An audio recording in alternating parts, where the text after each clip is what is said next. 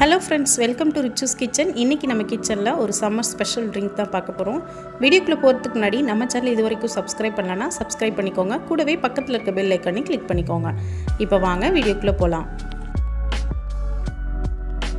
இந்த special drink ஒரு 2 மாம்பழம் எடுத்து வச்சிருக்கேன். நல்ல பழுத்த மாம்பழமா எடுத்துக்கோங்க. இது கூடவே ஒரு மாங்காய் எடுத்துர்க்கேன். இந்த மாங்காய் வந்து பாத்தீங்க அப்படினா ரொம்ப புளிப்பு இருக்காது. நீங்க இந்த மாங்காய் இல்ல அப்படினா கிரேப் மாங்கான்னு சொல்லுவாங்க இல்லையா, நீட்டமா இருக்கும்ல, அந்த மாங்காய் கூட நீங்க எடுத்துக்கலாம். இப்போ இத தோல் சீவிட்டு உள்ள இருக்க பல்ப் மட்டும் நம்ம கட் பண்ணி எடுத்துக்கலாம்.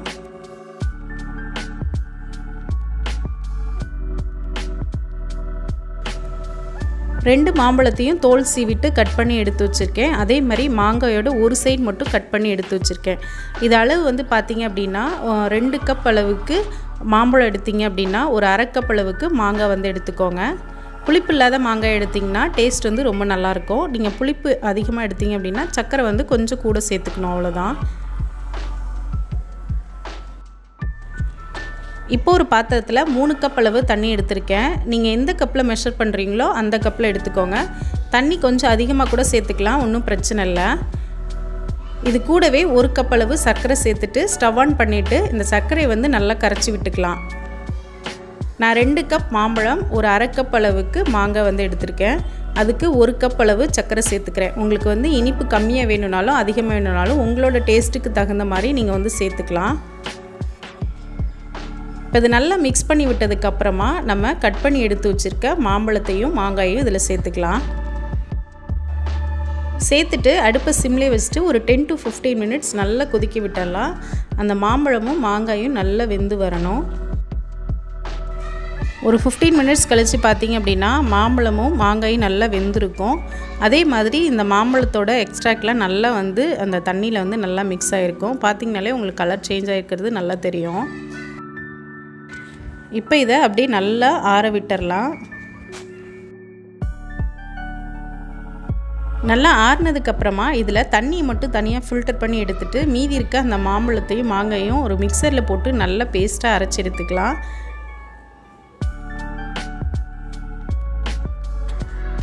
இப்போ அரைச்சி எடுத்ததை ஃபில்டர் பண்ணிக்கலாம். ஃபில்டர் பண்ணிவிட்டு எல்லாத்தையும் நல்லா மிக்ஸ் பண்ணி விட்டுக்கலாம்.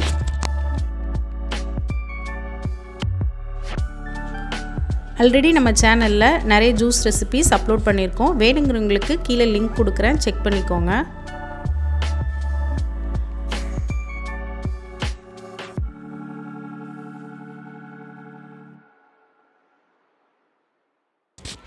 இப்போ பார்த்தீங்கன்னா அரைப்படாததெல்லாம் மேலே இந்த மாதிரி தங்கிரும். நம்மளுக்கு வந்து ஜூஸ் வந்து நல்லா கரெக்டாக கிடைக்கும். இப்போ ஃபில்டர் பண்ணி எடுத்ததை நல்லா மிக்ஸ் பண்ணி விட்டுக்கலாம். நீங்கள் வந்து ஒரு விஸ்க் வச்சோ இல்லை கரண்டியாலையோ இல்லைனா மிக்சரில் போட்டு லைட்டாக ஒரு சுற்றி எடுத்துக்கோங்க. அப்போ நல்லா மிக்ஸ் ஆயிரும். நான் வந்து மிக்சரில் தான் அடிக்க போகிறேன். உங்கள்கிட்ட பீட்டர் இருந்துச்சுன்னா அதை கூட வச்சு நம்ம மிக்ஸ் பண்ணி எடுத்துக்கலாம். இப்போ அரைச்சி எடுத்ததை நம்ம ஒரு பவுலில் சேர்த்துக்கலாம். சேர்த்துட்டு உங்களுக்கு எந்த அளவுக்கு திக்னஸ் வேணுமோ அந்த அளவுக்கு தண்ணி வந்து ஆட் பண்ணிக்கலாம். பார்த்திங்கன்னா இது ரொம்ப திக்காக இருக்குது. இப்போ இதில் கொஞ்சமாக தண்ணி சேர்த்துக்கிறேன். மொத்தமாக 2 கப் மாம்பழத்துக்கு நான் வந்து 4 கப் அளவு தண்ணி ஆட் பண்ணியிருக்கேன். நீங்கள் இன்னும் அதிகமாக வேணும்னாலும் சேர்த்துக்கலாம்.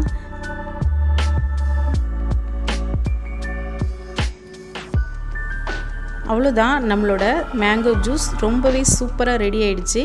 கடையில் போய் ஸ்லைஸ் மாசா ஃப்ரூட்டின்னு வாங்காமல் வீட்லேயே இது மாதிரி செஞ்சு பாருங்கள். டேஸ்ட் ரொம்ப நல்லாயிருக்கும். நீங்களும் இது போல் செஞ்சு பார்த்துட்டு உங்களோட கமெண்ட்ஸ் அண்ட் ஃபீட்பேக்கை கண்டிப்பாக சொல்லுங்கள். உங்களோட ஃப்ரெண்ட்ஸ் அண்ட் ஃபேமிலிஸ்க்கும் ஷேர் பண்ணுங்கள். தேங்க்ஸ் ஃபார் வாட்சிங். தேங்க்யூ.